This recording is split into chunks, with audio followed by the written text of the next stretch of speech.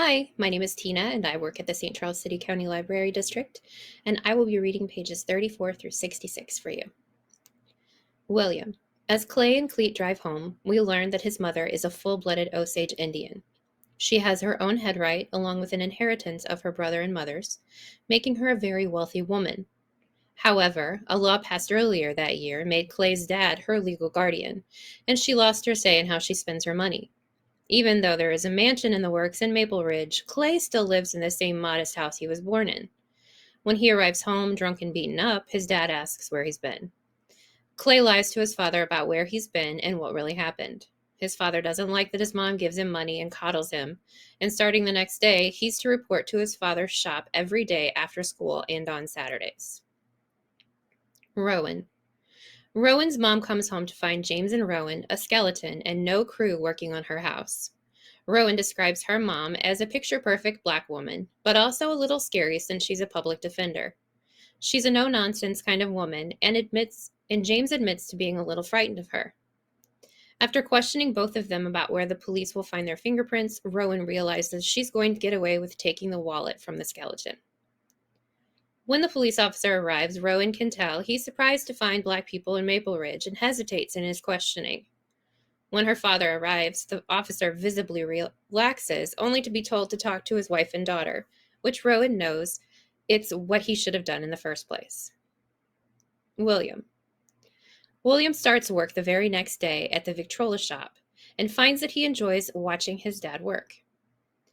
He's put in charge of playing music and enjoys choosing records that keep a steady flow of customers coming. He spends his day watching the people up and down Main Street.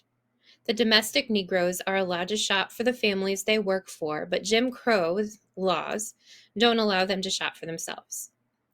William quickly realizes that rule can be bent as he and his father make a delivery into the town of Greenwood, the Negro community. William's never been to Greenwood, even though it's a short walk from downtown. The lights of Dreamland Theater sparkle, well-tended houses line the streets, and the women are dressed as fine as the white women of William's neighborhood. Neither he or his father talk about the delivery after. Back at school, William finally runs into Addie, who confronts him about the lies and embellishments he's been telling people when they ask about his wrists. She's furious and slaps William, leaving a red mark, telling him that Clarence might die all because of him. He's been whipped and left in the street to die, all because of the ruckus he started at the Tunock. Rowan. The detectives sit down with Rowan, James, and her parents, asking basic questions about the body. Her mom makes it clear that the construction crew doesn't need to be involved in this, and only after the look exchanged between the detective and her father does the matter get dropped. Rowan is disappointed the interview was nothing like her television shows, which to say the only exciting moment was when she and James lied about taking anything from the body. Rowan is a rule follower, but she knows she's hiding something from her parents, sends a small thrill through her. When she finally looks at the wallet, she finds tarnished coins from 1916 and 1921, totaling $2.62. William. Vernon Fish is a large man who smells like hair tonic and fried onions and happens to be in William Paw's shop today. He's a man that William knows is trouble and does his best to stay away from him. Vernon tells his pa that the Klan has big plans for Tulsa, and they'd love to have someone like him, especially since his wife is somewhat, quote, exotic. William can't help but chuckle to himself at the word exotic, seeing how his ma's Osage roots run deep in Oklahoma.